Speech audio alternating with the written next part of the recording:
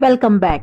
पिछले वीडियो में हमने देखा कि गवर्नमेंट क्या होती है और गवर्नमेंट क्या क्या काम करती है। अपने देश के विकास के लिए गवर्नमेंट किन किन सेक्टर्स में काम करती है और लोगों की भलाई के लिए क्या क्या उसके कार्य होते हैं। और हमने साथ में ये भी जाना था कि कानून और सरकार किस तरह से एक दूसरे से संबंधित होते हैं, क्योंकि कानून सरकार के द्वारा ही बनाए जाते हैं और सरकार का ही ये कर्तव्य होता है कि वह इन कानूनों का ठीक से पालन करवाए। तो आज के वीडियो में हम देखेंगे कि सरकार कितने प्रकार की होती है और भारत में किस तरह की सरकार है। साथ ही सॉल्व करेंगे कुछ एक्सरसाइज, जिससे कि आपका चैप्टर का रिवीजन भी हो जाएगा। तो अगर आपने चैनल को सब्सक्राइब नहीं किया है या आप इस चैनल पर पहली बार आए हैं तो आप सबसे पहले सब्सक्राइब बटन पर क्लिक कर दें और हाँ, बेल आइकॉन को जरूर प्रेस कर दें। तो चलिए शुरू करते हैं आज का video. Types of government. Who gives the government this power to make decisions and enforce laws? The answer to this question depends on the type of government there is in a country. In a democracy, it is the people who give the government this power. They do this through elections in which they vote for particular persons and elect them. Once elected, these persons form the government. In a democracy, the government has to explain its actions and defend its decisions to the people. सरकार के प्रकार। सरकार को निर्णय लेने और कानूनों का पालन करवाने यानी उन्हें बाध्य करने की शक्ति कौन देता है? तो इस प्रश्न का उत्तर इस बात पर निर्भर करता है कि उस देश में कैसी सरकार है। लोकतंत्र में तो लोग ही सरकार को यह शक्ति देते हैं। लोग ऐसा चुनाव के माध्यम से करते हैं। वे अपनी पसंद के नेता को वोट देते हैं और उसे चुनते हैं। तो एक बार चुन लिए जाने के बाद यही नेता लोग सरकार बनाते हैं। लोकतंत्र में सरकार को अपने निर्णयों एवं उठाए गए कदमों का आधार बताना होता है और सफाई देनी होती है, यानी कि सरकार जो कानून बना रही है और जो भी कुछ काम कर रही है उसके बारे में विस्तृत ब्यौरा जनता को देना होता है। Another form of government is monarchy. The monarch, king or queen has the power to make decisions and run the government. The monarch may have a small group of people to discuss matters with, but the final decision-making power remains with the monarch. Unlike in a democracy, kings and queens do not have to explain their actions or defend the decisions they take. एक दूसरी तरह की सरकार होती है जिसे monarchy या राजतंत्रीय सरकार कहते हैं। इसमें राजा या रानी के पास निर्णय लेने और सरकार चलाने की शक्ति होती है। तो राजा के पास सलाहकारों का एक छोटा सा समूह होता है या ग्रुप होता है जिससे वह विभिन्न मुद्दों पर चर्चा कर सकता है। अंतिम निर्णय लेने की शक्ति राजा के पास ही रहती है। लोकतंत्र के समान राजतंत्र में राजा या रानी को अपने निर्णयों के आधार नहीं बताने पड़ते हैं और ना ही अपने निर्णयों की सफाई देनी पड़ती है। यानी कि राजा और रानी को जनता को ये एक्सप्लेन नहीं करना पड़ता है कि उन्होंने कोई निर्णय या डिसीजन लिया तो आखिर क्यों लिया। Discuss. 1. Do you think it is important for people to be involved in decisions that affect them? Give 2 reasons for your answer. लोकतंत्र में लोगों की भागीदारी उन निर्णयों को लेने में महत्वपूर्ण है जो उनको प्रभावित करते हैं। क्या आप इससे सहमत हैं? अपने जवाब के 2 कारण लिखिए। तो देखिए, लोकतंत्र का तो अर्थ ही है जनता के लिए, जनता द्वारा, जनता का शासन। तो यदि सरकार के निर्णयों में जनता की भागीदारी ही नहीं होगी तो लोकतंत्र विफल हो जाएगा। और जो निर्णय जनता के लिए हों उनमें जनता का इन्वॉल्वमेंट तो जरूरी है, जिससे कि देश और प्रदेश का सही विकास हो सके और लोगों को उसका सही लाभ मिल सके। सेकेंड क्वेश्चन है, which type of government would you prefer to have in the place you live in? Why? आपके यहाँ जिस प्रकार की शासन व्यवस्था है उसके स्थान पर आप कैसी शासन व्यवस्था चाहेंगे और क्यों? देखिए, हम भारत की बात करेंगे और जिस राज्य में भी आप रहते हैं वहां की बात करेंगे। तो हमारे यहाँ तो लोकतांत्रिक शासन व्यवस्था है, तो उसके स्थान पर यदि हम कोई दूसरी व्यवस्था लेंगे तो वो या तो राजतंत्र होगी या फिर किसी और प्रकार की। तो उसमें जनता के डिसीजंस मान्य नहीं होते हैं। इसीलिए अगर हमें अपने लिए शासन चाहिए तो हमें अपने प्रतिनिधि चुनकर भेजना पड़ता है, चुनाव में वोट देना होता है। तो इस तरह लोकतांत्रिक सरकार की स्थापना होती है। तो यही सबसे अच्छी व्यवस्था होती है और हम अपने यहाँ यही व्यवस्था चाहेंगे। Which of the statements below is correct? Correct those sentences that you think need correction. तो यहाँ पर कुछ स्टेटमेंट्स दिए गए हैं, तो जो भी स्टेटमेंट्स हमें लगता है कि सही नहीं है, हमें उन्हें सही करके या सुधार करके लिखना है। In a monarchy the country's citizens are allowed to elect whom ever they want. राजतंत्र में देश के नागरिकों को अपनी पसंद का नेता चुनने की छूट होती है। नहीं, राजतंत्र में देश के नागरिकों को अपनी पसंद का नेता चुनने की छूट नहीं होती है। इसलिए इस सेंटेंस का करेक्ट फॉर्म होगा, in a monarchy the country citizens are not allowed to elect whom ever they want to. The king or queen is chosen on a hereditary basis. एक और सेंटेंस देखते हैं। In a democracy a king has absolute powers to rule the country. लोकतंत्र में एक राजा के पास देश पर शासन करने की संपूर्ण ताकत होती है। नहीं, ये स्टेटमेंट भी करेक्ट नहीं है। The correct statement is, in a monarchy the king enjoys absolute powers and no one can question his authority and decisions. एक लास्ट स्टेटमेंट देखते हैं। In a monarchy people can raise questions about the decisions the monarch takes. राजतंत्र में राजा या रानी द्वारा लिए गए निर्णयों पर लोग प्रश्न उठा सकते हैं। नहीं, ये भी करेक्ट नहीं है। इसका करेक्ट स्टेटमेंट क्या होगा? In a democracy people can raise questions about the decisions the government takes. इसका एक्सप्लेनेशन ये है कि monarchy is ruled by a single person who is inherited the throne after his father.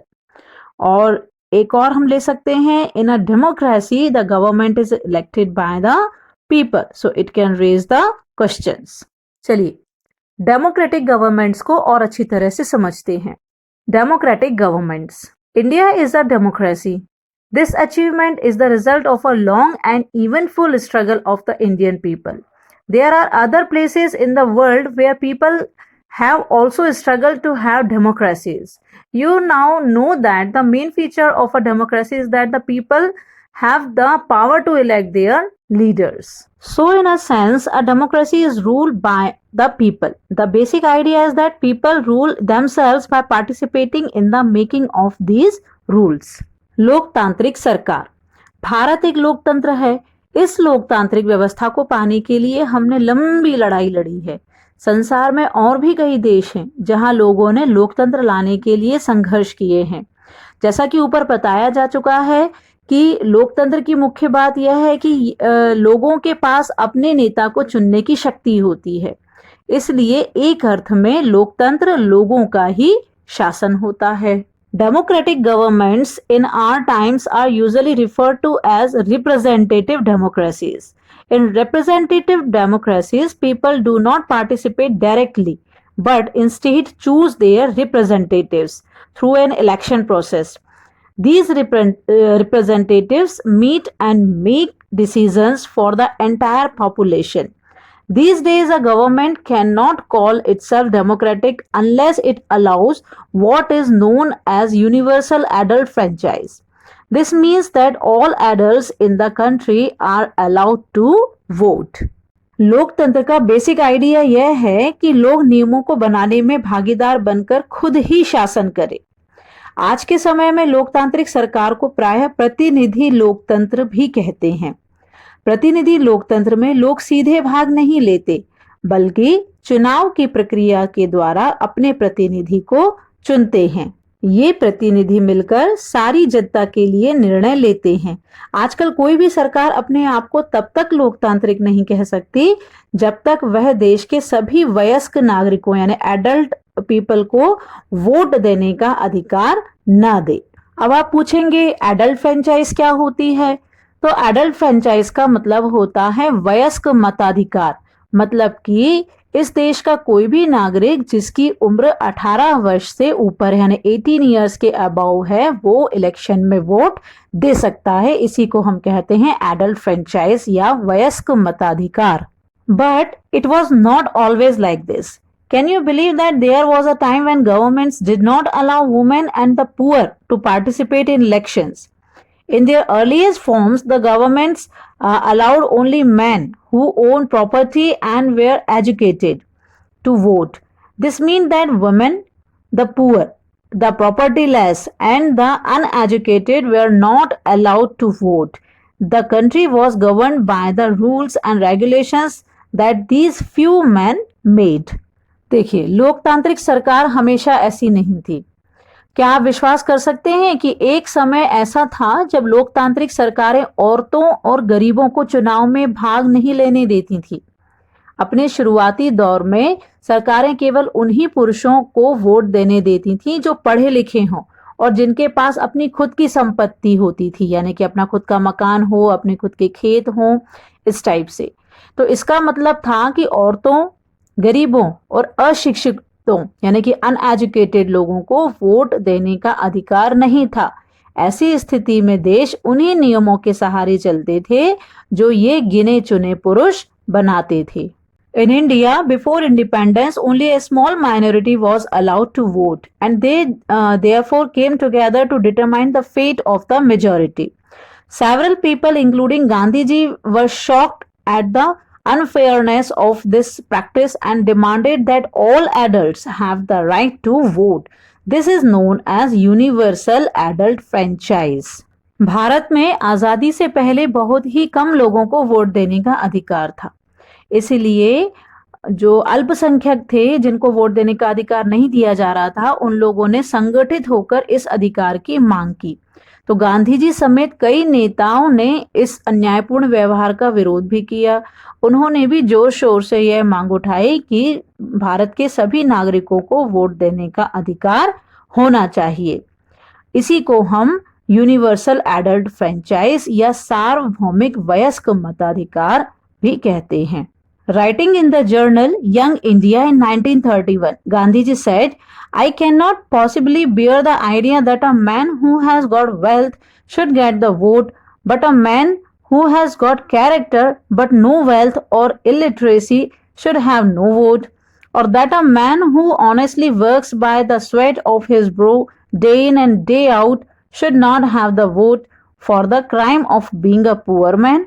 सन 1931 यानी 1931 में young India एक magazine थी, इसमें गांधी जी लिखते थे। तो गांधी जी ने कहा था, मैं यह विचार सहन नहीं कर सकता कि जिस आदमी के पास संपत्ति है वह वोट दे सकता है, लेकिन वह आदमी जिसके पास चरित्र है पर संपत्ति या शिक्षा नहीं, वह वोट नहीं दे सकता। या जो दिन भर अपना पसीना बहाकर ईमानदारी से काम करता है वह वोट नहीं दे सकता क्योंकि उसने गरीब आदमी होने का गुनाह किया है। तो ऐसा ये गांधी जी ने अपनी मैगजीन यंग इंडिया में लिखा था। ऐसा नहीं है कि यह स्थिति केवल भारत में ही थी, बल्कि विश्व के दूसरे देशों में भी महिलाओं और गरीब लोगों को इसी प्रकार के पक्षपात पूर्ण रवैये का सामना करना पड़ा है।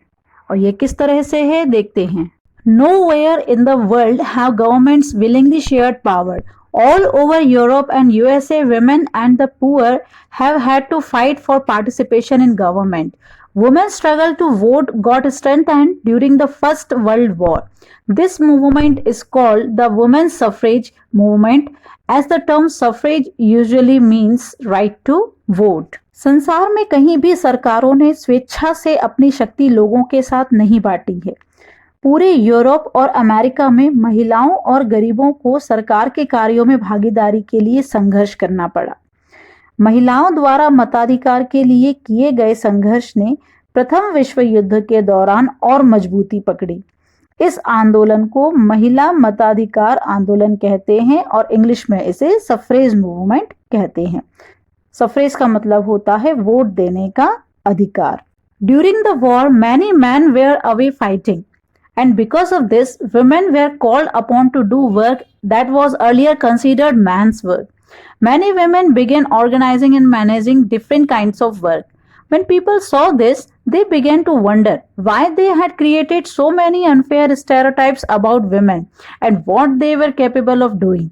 So, women began to be seen as being equally capable of making decisions. देखिए क्या हुआ कि प्रथम विश्व युद्ध के दौरान बहुत से पुरुष लड़ाई लड़ने गए थे, इसलिए महिलाओं को उन कामों को करने के लिए बुलाया गया जो पहले पुरुष के काम माने जाते थे। जब महिलाओं ने विभिन्न प्रकार के काम और उनकी व्यवस्था करना शुरू किया तो लोगों को ये देखकर बड़ा आश्चर्य हुआ कि उन्होंने महिलाओं और उनकी क्षमताओं के बारे में क्यों इतनी गलत रूढ़िबद्ध धारणा या स्टेरियोटाइप्स बना रखी थी कि महिलाएं ये काम नहीं कर सकती।